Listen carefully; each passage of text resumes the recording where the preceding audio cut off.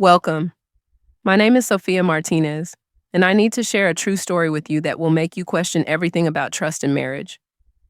When the emergency room doctor looked at my lab results, his face went pale. He sat down slowly, like his legs couldn't hold him anymore. Mrs. Martinez, he said, his voice shaking slightly, your potassium levels are critically low. Your kidney function is at 30%. Your heart rhythm is irregular. How long have you been starving yourself?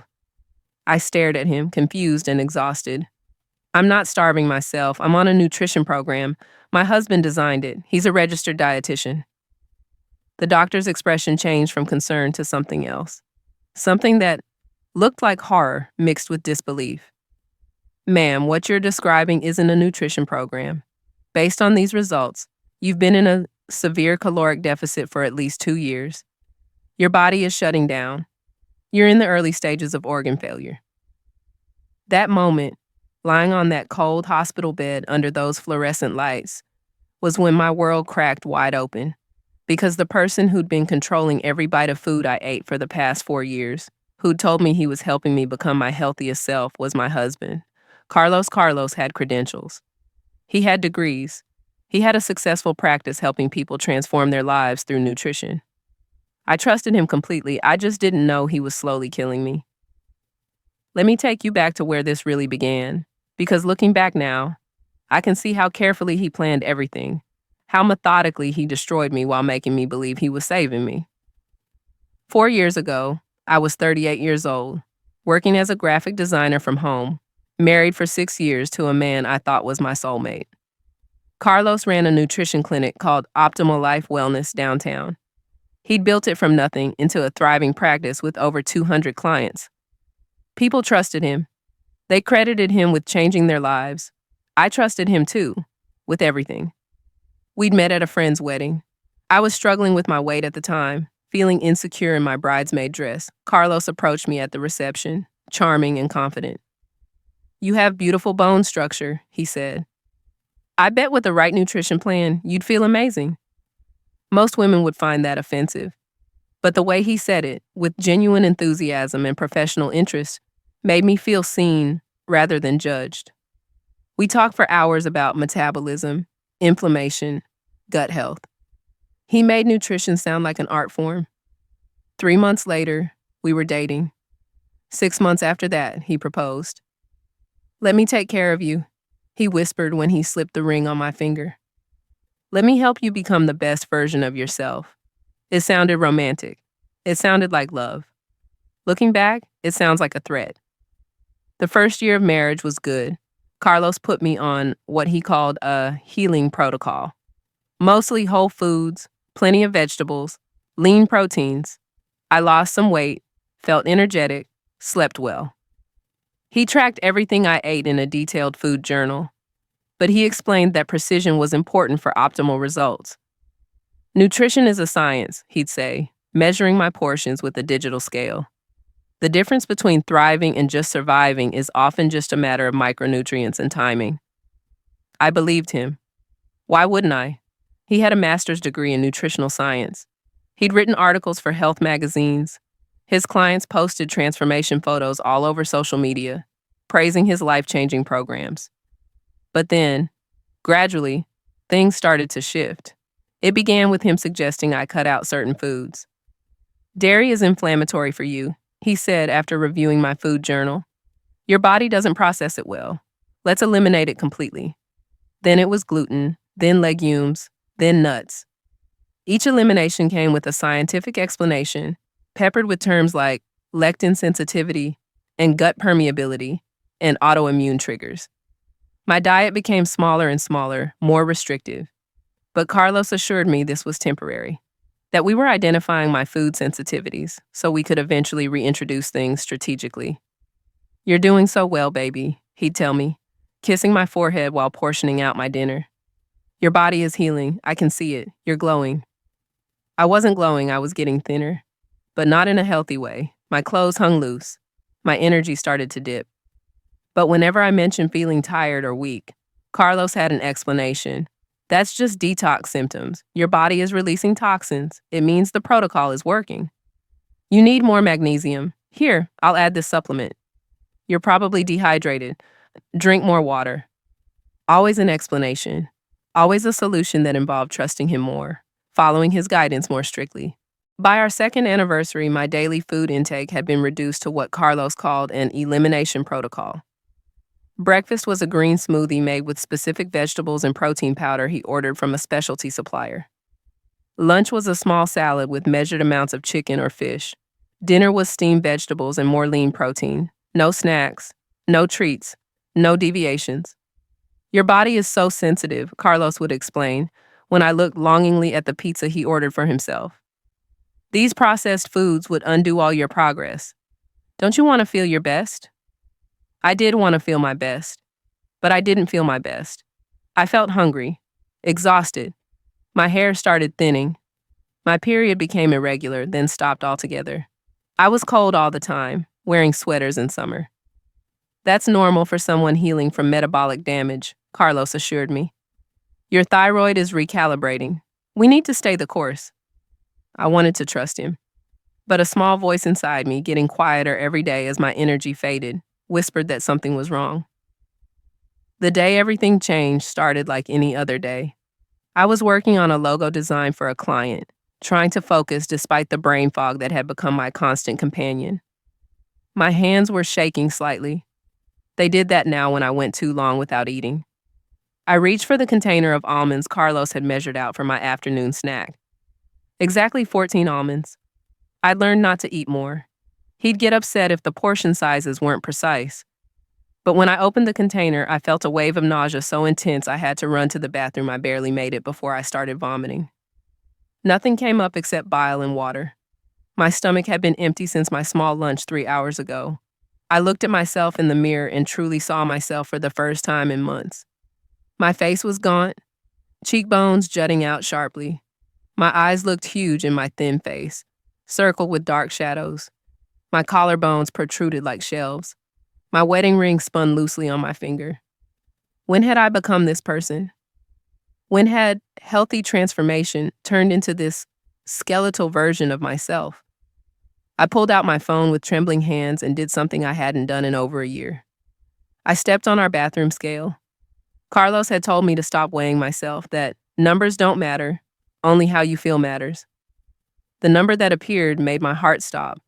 I'd lost 68 pounds since starting Carlos's program.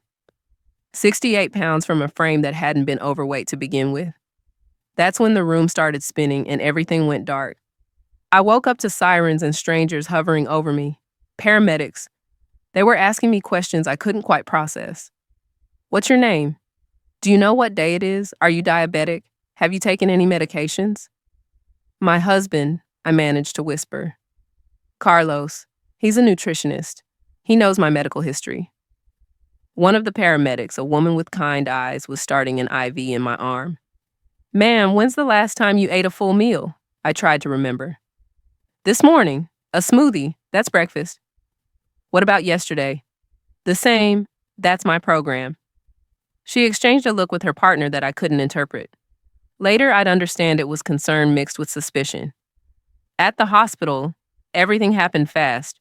Blood draws, EKG, IV fluids pumping into my dehydrated body. Doctors asking the same questions over and over. How long have you been eating like this? Has anyone been monitoring your weight? Are you being treated for an eating disorder? I don't have an eating disorder, I kept insisting. My husband is a dietitian. He designed a program for me. I'm healing. The ER doctor, Dr. Patterson, was a middle-aged man with gray hair and a no-nonsense manner. He sat beside my bed with my chart, his expression grave. Mrs. Martinez, I need to be very direct with you. Your body is in a state of severe malnutrition. Your potassium and sodium levels are dangerously low. Your kidney function is impaired. Your heart rhythm is irregular. These are all signs of prolonged starvation. But I'm eating, I protested weakly. I follow my meal plan exactly. My husband tracks everything. How many calories do you consume daily? I didn't know. Carlos never talked about calories. He said calories were an outdated concept, that it was all about nutrient density and food quality. Dr. Patterson pulled out his phone and opened a nutrition tracking app. Describe everything you ate yesterday.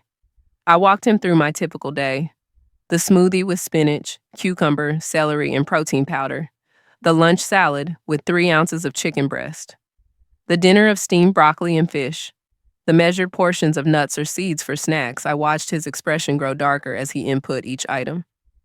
When he turned the phone toward me, the number at the bottom made my breath catch. 740 calories? That was all I'd eaten yesterday. Mrs. Martinez, an average adult woman, needs around 2,000 calories daily just for basic metabolic function. What you're describing is approximately 1/3 of that. This isn't a nutrition program. This is starvation. The words hung in the air like an accusation. Starvation. But that couldn't be right. Carlos was a professional. He had degrees.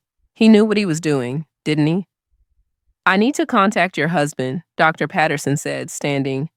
As your spouse and as the person who designed this diet, he needs to understand the medical consequences of what's happening. He's at the clinic, I said, giving him the number. He's probably with a client. Dr. Patterson stepped outside to make the call. Through the curtain, I could hear his voice, professional but firm.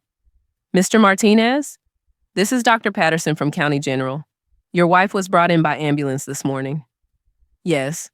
She collapsed. No, sir, this is not a healing crisis. Your wife is experiencing organ failure from severe caloric restriction. I don't care what your protocols say, the lab work doesn't lie. You need to come to the hospital immediately. When Carlos arrived 30 minutes later, he burst through the curtain with an expression of concern that looked genuine. He rushed to my bedside, taking my hand. Baby, what happened? Are you okay? Before I could answer, Dr. Patterson stepped back in with 2 other people. A woman in a suit who introduced herself as a hospital social worker, and another doctor I hadn't met. Mr. Martinez, Dr. Patterson said coldly, I'm glad you're here. We need to discuss your wife's condition and the role your nutritional program has played in creating this medical crisis. Carlos's expression shifted. The concern melted away, replaced by defensive professionalism. With all due respect, doctor, unless you have training in functional nutrition and metabolic healing, you may not understand the protocols I use. My wife is undergoing a therapeutic elimination diet designed to address her underlying sensitivities. I understand that your wife is malnourished to the point of organ damage, Dr. Patterson shot back. And I've been practicing emergency medicine for 20 years. I know the difference between therapeutic intervention and harm. The social worker stepped forward, her voice calm but authoritative. Mr. Martinez, I need to ask you some questions. How long has your wife been following this eating plan? About 3.5 years.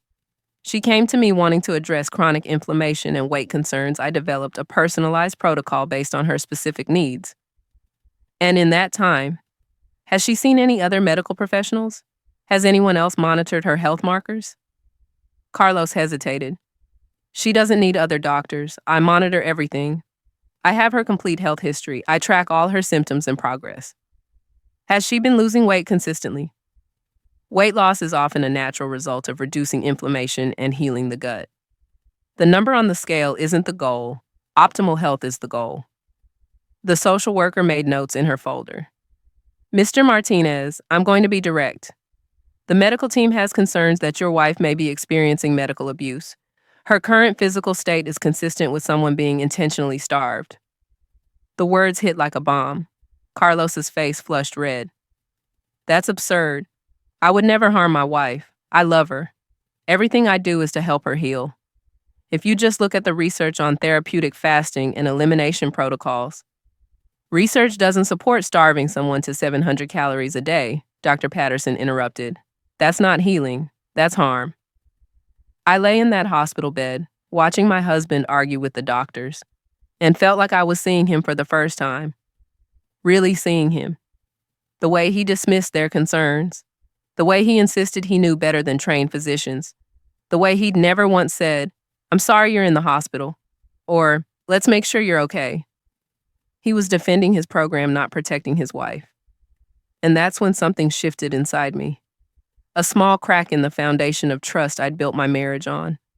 A whisper of doubt that maybe, just maybe, the doctors were right. Maybe I wasn't healing. Maybe I was dying. They admitted me to the hospital that night. Dr. Patterson said I needed at least 72 hours of monitored refeeding to stabilize my electrolytes and prevent refeeding syndrome, which I learned was a potentially fatal complication when someone who's been starved starts eating normally again. My body had forgotten how to process food properly. That's how damaged I was. Carlos argued against the admission. He insisted he could monitor me at home, that hospital food would undo all the healing work we'd done. But Dr. Patterson was firm. This wasn't optional. That first night alone in the hospital room was the quietest my mind had been in years.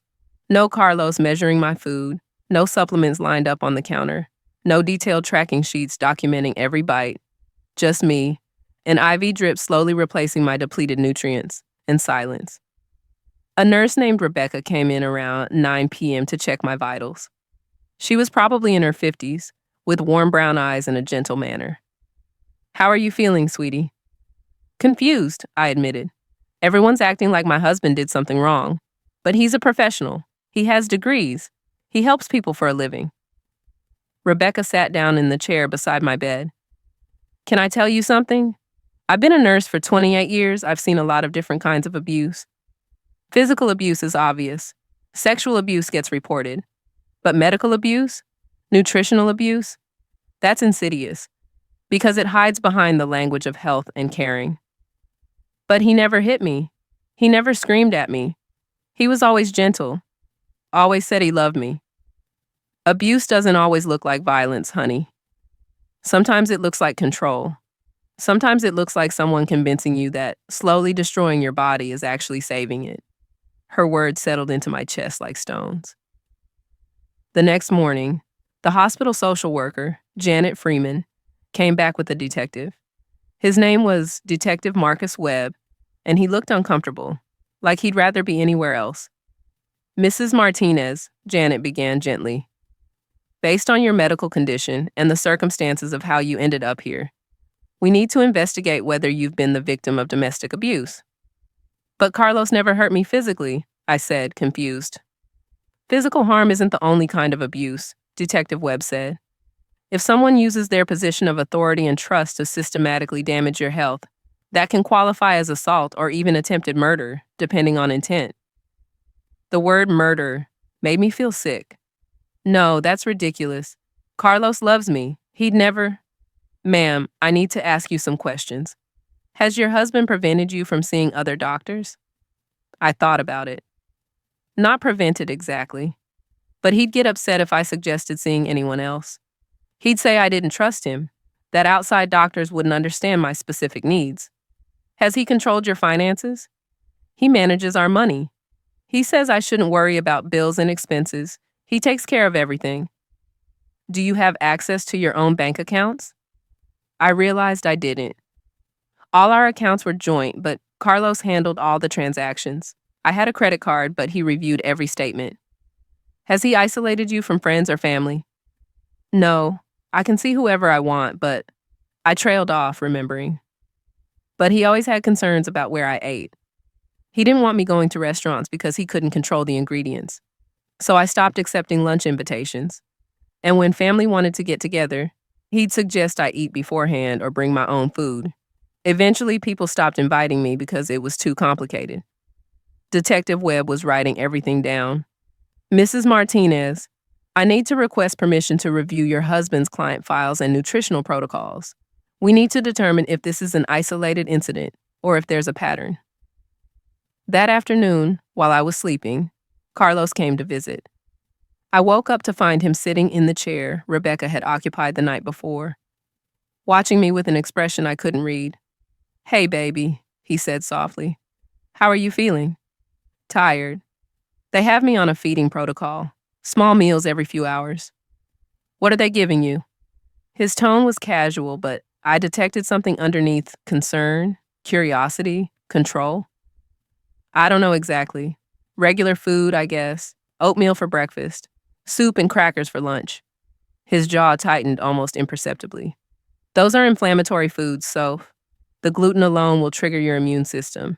I should talk to the nutritionist here, make sure they understand your sensitivities." "Carlos, I don't think I have those sensitivities. I think maybe I was just hungry." The words came out before I could stop them. Hungry. Such a simple word. Such a devastating admission. His expression hardened. Is that what they're telling you? That I was starving you? Jesus, Sophia, I can't believe you'd buy into that narrative. I've dedicated my entire career to helping people heal, including you, especially you. But I'm in the hospital with organ damage. Because you collapsed before the protocol was complete? Your body was in the middle of a healing crisis. If you just trusted the process, you'd have come through it stronger. But now they're pumping you full of inflammatory foods and synthetic nutrients that will reverse all our work?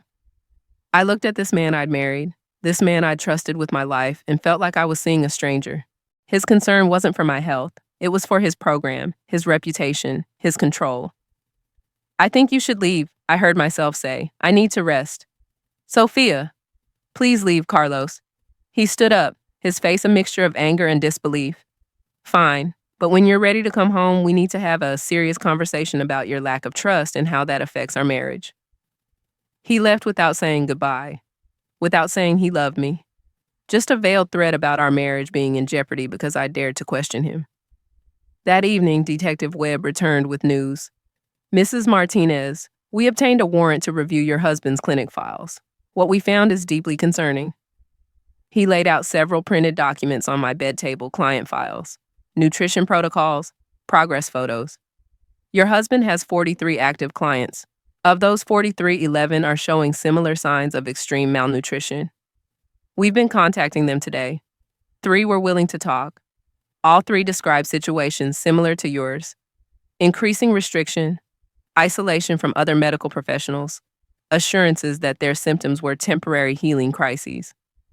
My heart was racing. Are they okay? 2 are in treatment now. 1 refused to believe there was a problem and ended the conversation. But there's more. He pulled out another document. We found a folder on your husband's computer labeled Special Protocols. It contains modified versions of nutrition plans with progressively lower caloric content. Your file was in that folder, Sophia, along with 10 others. I don't understand. Why would he have separate files? Detective Webb's expression was grim. That's what we need to find out. But preliminary evidence suggests your husband has been systematically malnourishing specific clients. We're working to determine the motive. Wait, I said, my mind racing. He has life insurance policies. He insisted we get them when we got married.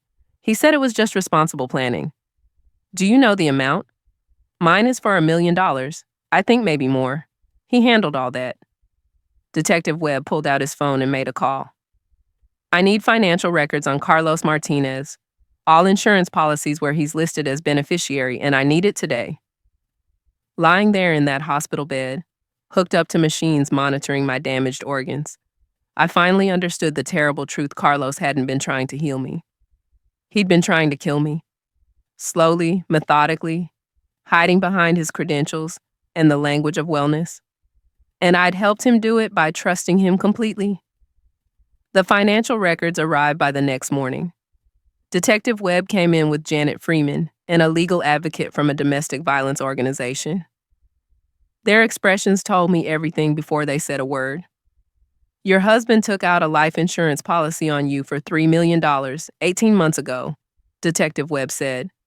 The premium payments have been consistently made from a separate account you don't have access to. $3 million. The number was incomprehensible. I was worth more dead than alive. There's more, Janet added gently. We looked into his other clients, the ones in the Special Protocols folder. Of the 11 clients on extreme restriction plans, 8 are women between 35 and 50, all married to your husband in what appears to be an elaborate scheme. My brain couldn't process what she was saying. Married? That's impossible. I'm married to him. Not legally. We ran the records.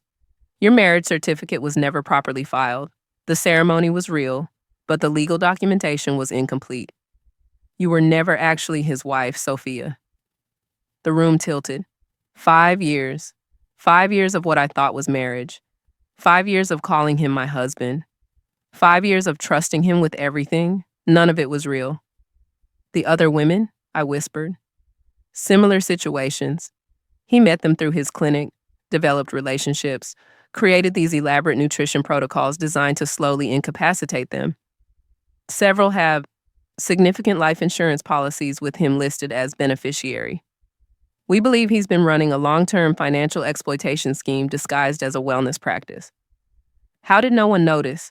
I asked, tears streaming down my face. How did I not see this? He's very good at what he does, Detective Webb said. He chooses vulnerable women, often isolated, often with previous health concerns. He builds trust through his professional credentials. He gradually increases control while framing it as care. By the time the damage is significant, his victims are too weak and confused to seek outside help. Did anyone die?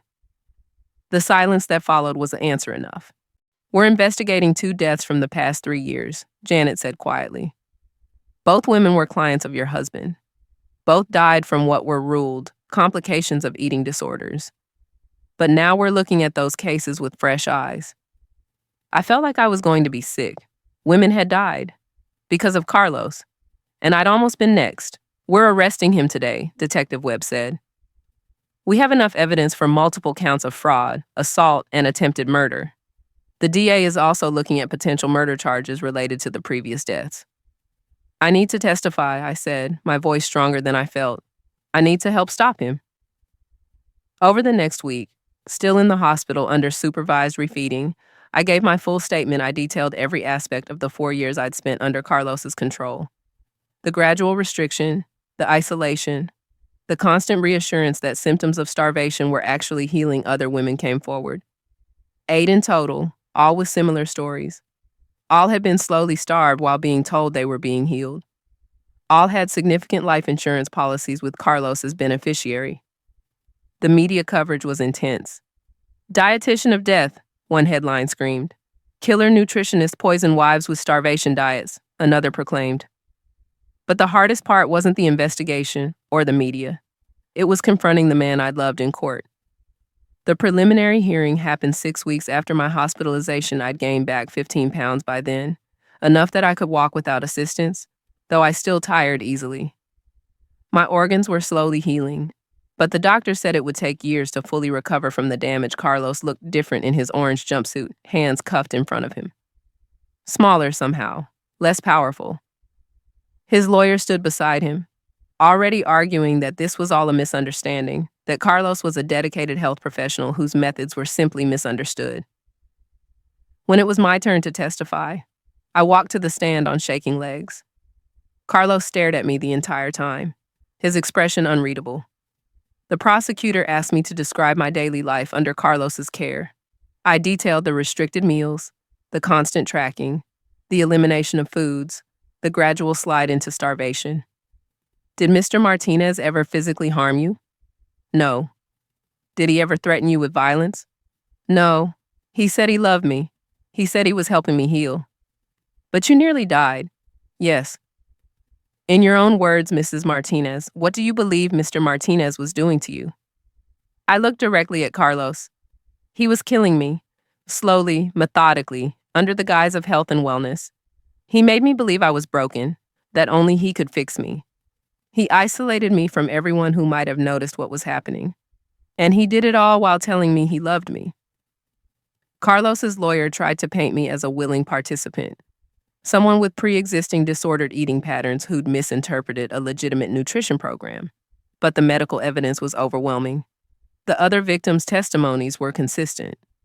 The financial records showed clear motive. The judge denied bail. Citing Carlos as a danger to the community, he was remanded to custody pending trial. As they led him out of the courtroom, Carlos turned and looked at me one last time. I expected anger or hatred. Instead, I saw something that chilled me more than anything else. Disappointment. Like I'd failed him somehow. Like I'd ruined his careful plans by having the audacity to survive. The trial took place 8 months after my collapse. Carlos was convicted on multiple counts, including fraud, attempted murder, and ultimately, 2 counts of second-degree murder related to the women who died. He received a sentence of 35 years to life. The other victims and I formed a support group. We met weekly, sharing our experiences, helping each other rebuild our lives and our relationships with food. It was harder than any of us expected. Carlos had damaged more than our bodies. He'd damaged our ability to trust ourselves, to trust our own hunger, to believe that we deserve to be healthy. My physical recovery took almost 2 years. My kidney function eventually returned to normal. My heart rhythm stabilized. I gained back the weight I'd lost, though I'd never looked the same as before. The starvation had aged me in ways that showed, but the emotional recovery took longer. I had nightmares about Carlos measuring my food, about collapsing again, about wasting away. I struggled with guilt. How had I let this happen? How had I been so blind? Therapy helped. So did the support group. So did time. 2 years after Carlos's conviction, I stood in my new apartment kitchen, making myself dinner. Real dinner. Pasta with vegetables and chicken and cheese. Garlic bread on the side. A glass of wine. Dessert waiting in the fridge. Normal food. Joyful food. Enough food. I took a bite and felt tears roll down my cheeks. Not from sadness, but from the simple, profound miracle of being able to eat without fear, without calculation, without someone telling me that my body was broken and needed to be fixed. My body wasn't broken. It never was. It was just hungry. And now, finally, I was feeding it. Not just food, but kindness, compassion, trust. I adopted a dog, a golden retriever named Sunny, who sat beside me now. Hoping for dropped pasta, I started painting again, something I'd given up during my years with Carlos. I reconnected with friends I'd lost touch with. I dated cautiously, learning to recognize red flags, learning that love shouldn't feel like control. If you enjoyed this story, please give it a thumbs up. If you see yourself or someone you love in this story, please reach out for help. Domestic abuse doesn't always look like violence. Sometimes it looks like someone who claims to love you while slowly destroying you. Trust your body. Trust your instincts. And if something feels wrong, even if everyone around you insists it's right, listen to that voice inside you. It might save your life. 3 years after everything changed, I got a letter. It was from one of Carlos's other victims, a woman named Patricia, who'd been in the hospital at the same time as me. Dear Sophia, it read, I wanted you to know that I got married last week. Real married this time. To a man who thinks I'm beautiful exactly as I am, who cooks with me instead of for me. Who never once suggested I needed to be fixed. I never thought I'd trust anyone again, let alone trust them enough to marry them. But your testimony in court gave me hope. Your recovery gave me a roadmap. So thank you. Thank you for being brave enough to speak up, even when you were at your weakest. You saved more lives than you know. Love, Patricia. I put the letter on my fridge, next to a photo of me and Sunny at the beach. In the photo, I'm laughing, healthy, free. The sun is setting behind us, painting the sky in shades of orange and gold. That woman in the photo looks nothing like the skeletal, frightened person who collapsed in her bathroom 4 years ago. That woman is whole. That woman is healing. That woman is learning, day by day, that she deserves to take up space in the world. That woman is me, and I'm still here, still fighting, still healing, still hungry for life. If you're watching this and you're in a similar situation, please know, you are not alone. You are not crazy. Your pain is real. Your instincts are right, and you deserve help. Reach out to someone. Tell your story. Save yourself the way I wish I'd saved myself sooner, because you deserve to live. You deserve to be healthy. You deserve to eat without fear. You deserve everything I almost lost. Don't wait until you're dying to start fighting for your life. Thank you for listening to my story. Please subscribe for more true life stories. Drop a comment telling me where you're watching from and what time it is where you are. And remember, healing is possible. Hope is real. You are stronger than you know.